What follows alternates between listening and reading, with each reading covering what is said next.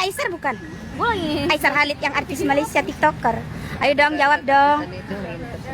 Iya kan? Si Filmi bukan sih, tapi kok saya sering lihat di media sosial gitu. Aisyar juga berharap dipertemukan dengan jodoh terbaik yang telah dipersiapkan Allah untuknya.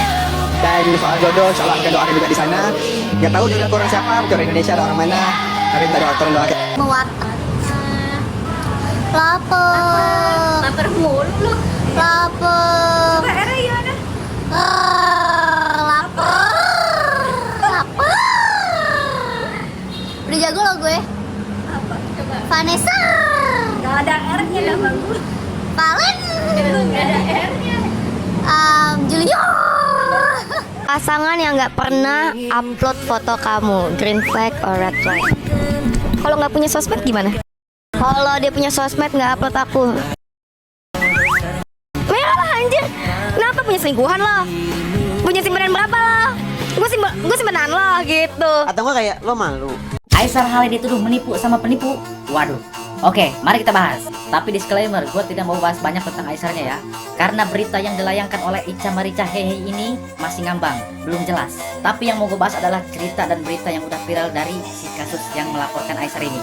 Jadi pada bulan Juni kemarin ada salah satu pondok dari Malaysia yang bercerita di Trip bahwa ada salah satu ciku dimediasi karena melakukan pemalsuan dokumen untuk dijadikan scammer, dan ini tanpa sepengetahuan pemiliknya. Dan ternyata orang yang memasukkan dokumen ini adalah orang yang membuat laporan ke si Caca Marica Hehe ini bahwasanya Aisyar itu scammer. Jenah mah. Dan si pelapor ini menurut keterangan warga Malaysia, orang ini sudah banyak melakukan scammer terhadap ponder-ponder di Malaysia, dan ternyata kerugiannya pun lumayan gede. Berikut ini nama-nama yang sudah tertipu. Nah, dan salah satunya adalah yang jadi masalah sekarang adalah Aisyar. Jangan sampai ini Mbak Ica Marica Hehe kena juga sama dia nih. Hati-hati. Kayaknya untuk Mbak Ica Marica Hehe ini ya, masalah seperti ini jangan terlalu dipublikasikan dulu, karena menyebarkan informasi tanpa tahu kebenaran dari kedua belah pihak dan menuduh seseorang, apalagi di media sosial, berpotensi terkena Undang-Undang Informasi dan Transaksi Elektronik Pasal 28 UU ITE, menjerat informasi bohong atau hoax yang mengakibatkan menimbulkan kerusuhan dan kebencian. Kalau kata saya mah ya, keep dulu ya, cari tahu dulu background yang melaporkan ini kayak mana. Aduh, lebih rudet, dibacak-acakan kayak benang kusut. Guys, ya ini ada info lagi terkait Fuji ya. Mas Farel akui sering ketemu untuk collab dengan Mbak Fuji. Dan berterima kasih ya ke Bang Aisyar yang sudah berbagi. Hah? Berbagi?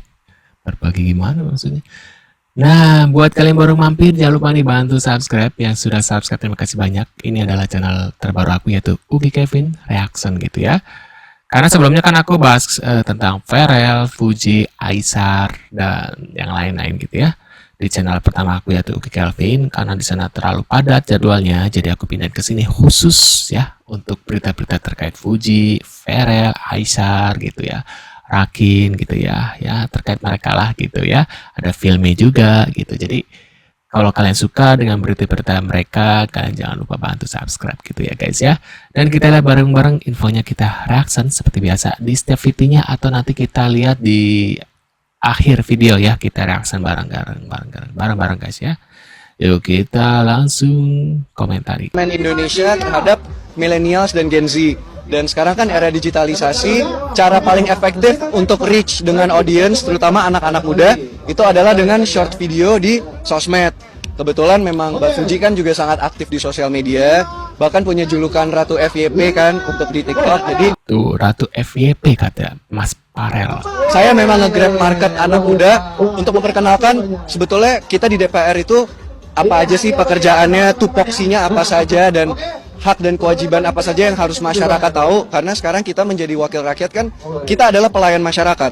Jadi saya rasa masyarakat berhak tahu kinerja-kinerja anggota dewan itu seperti apa. Makanya kalau teman-teman lihat, sekarang isi sosmed saya itu bukan tentang kehidupan pribadi saya, tapi saya lagi kegiatan apa, masalah apa yang lagi saya bicarakan, ataupun pidato-pidato apa yang lagi saya paparkan terhadap kementerian-kementerian. Jadi Ibu Bapak bagi apa deh Bang? Terakhir ya, satu kali lagi ya. Ini ada Sama satu lagi tanggapan kamu dia dengan Aisyar seperti apa? Oh ya, Kalau pertama sering collab mungkin kebetulan aja kali mas saya, karena kebetulan saya tahu juga Mbak Fuji sibuk, saya juga sekarang jadwal di parlemen sibuk.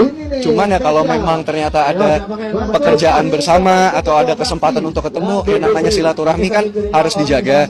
Dan kalau saya pada umumnya saya selalu bilang bahwa masyarakat Indonesia kita terkenal dengan budaya sopan santun kita, dengan ramah tamah kita. Jadi saya sangat welcome dan sangat berterima kasih juga bahwa ada teman-teman anak-anak muda dari negeri jiran yang sering ke Indonesia dan berbagi kebaikan di Indonesia. Saya salut dan juga berterima kasih atas nama masyarakat Indonesia. Gimana guys ya? Gimana ya perasaan Rakin dicintai secara ugal-ugalan oleh seorang Fujiati, bucin Utami Putri? Asik. Asik. Cocok gak sih mereka guys ya, antara Rakin dan Fuji? Tapi sepertinya Fuji itu kebanyakan sama sebelah ya, maksudnya dari sama negeri jiran ya. Kemarin seperti jodohin sama Aisar gitu ya, terus Farel, terus siapa lagi sih, Reza Arab gitu ya. Cuma pas Reza Arab kok bapaknya seperti langsung turun gunung guys ya. Beda ketika sama Rakin, sama Farel, sama Aisar gitu ya. Tapi pas sama Reza Arab, langsung turun gunung guys. Kalian bisa cek ya jejak digitalnya gitu. Nah ini kita tadi apa? Tunangan apa sih? Ini cincin aku beli sendiri ya.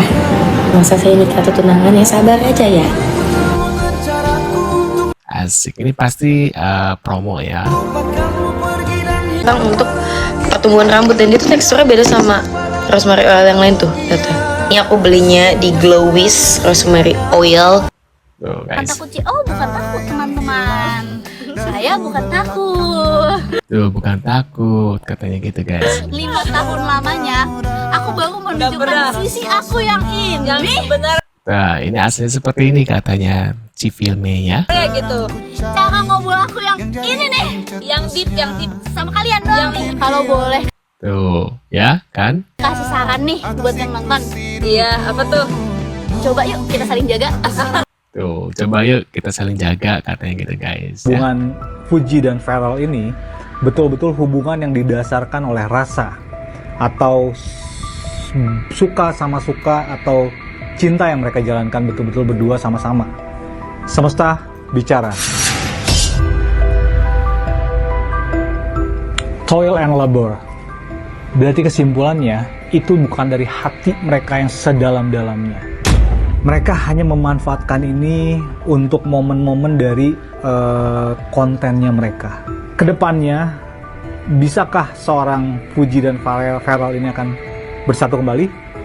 Atau memang ini hanya betul-betul mereka sebagai konten atau pekerjaan mereka saja? Semesta bicara.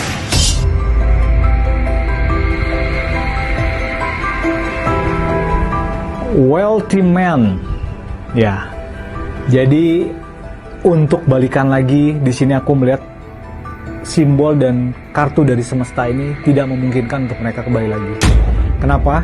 Karena mereka sama-sama sekarang sudah fokus dengan karir. Jadi kemungkinan besar untuk mereka balikan lagi, kayaknya untuk para fans-fansnya dari Fuji dan juga Farel Bramasta akan sedikit kecewa. Karena mereka sudah tidak bisa untuk kembali lagi. Gimana guys, katanya nggak mungkin kembali lagi katanya gitu ya. Akhirnya jujur, Farel bongkar alasan dekat dengan Fuji guys. Farel bongkar alasan dekat dengan Fuji selama ini. Isu kedekatan antara Farel Bramasta dan Fuji Utami Putri kembali jadi bahan perbincangan panas di media sosial. Apa ini guys? Ya ada komentar dari fans Fujian. Kata Uti, kalau aku punya pasangan kan aku post sampai hater semua gitu ya. Gimana konsepnya Ti? Foto kok punggung, kasihlah dong muka ayang ke kita. Asik. Fuji kalau udah mau pegang tangan cowok, artinya dia sudah jatuh cinta, sudah jadian. Gemes deh, dia udah pakai heels tinggi harapan orang tua, tapi tetap masih ketinggian Rakin, cina love, cina gitu guys ya emotikonnya. Heboh, Fuji sudah mau pegang tangan Rakin, artinya Fuji sudah jatuh cinta. Itulah komen salah satu netizen. Saat Fuji sedang mirror selfie sambil pegangan tangan. Asik guys. Nah ini ada lagi. Tuh, Ai kira add di grup ternyata nggak ada. Untung Uti nggak ada. Kalau ada semakin banyak dipotong. Jadi penasaran vlognya yang di Malaysia. Katanya bahaya banget mesranya kayaknya. Katanya asik. Mungkin banyak yang mesra takut Uti dihujat. Tuh Rakin aja minta banyak yang potong. Berarti nggak mau terlalu diekspos gitu guys. Heboh kebersamaan Rakin dan Fuji. Banyak video yang Rakin inginkan untuk di-cut. Mungkin Rakin tidak mau semua harus diekspos katanya gitu guys. Ya, tapi ini potong ya, ini nggak bisa ya. Jangan kayak gitu. Vlog Fuji benar-benar dijadikan hubungan yang serius dengan calon suaminya, pengusaha muda kaya raya asal Malaysia Rakin. Sampai-sampai Fuji dibawa ke Kuala Lumpur Fashion Week. Netizen dan fans-fans Fuji mengatakan Uti benar-benar beruntung dibandingkan dengan Mas Dewan Ferrell Bramasta yang cuma menaikkan nama Mas Dewan. Ferrell Bramasta di kancah selebritis Fuji benar-benar diseriusin dengan calon suaminya, pengusaha muda kaya raya asal Malaysia Rakin. Gimana guys? Mungkin kalian punya komentar atau reaction, bisa tulis di kolom komentar seperti biasa. Sekian dulu infonya. Terima kasih yang sudah hadir, terima kasih yang sudah bantu subscribe, terima kasih yang sudah nonton video-video aku sebelumnya. Kita tentunya akan bertemu kembali di video selanjutnya. Sehat selalu buat kalian dan see you guys.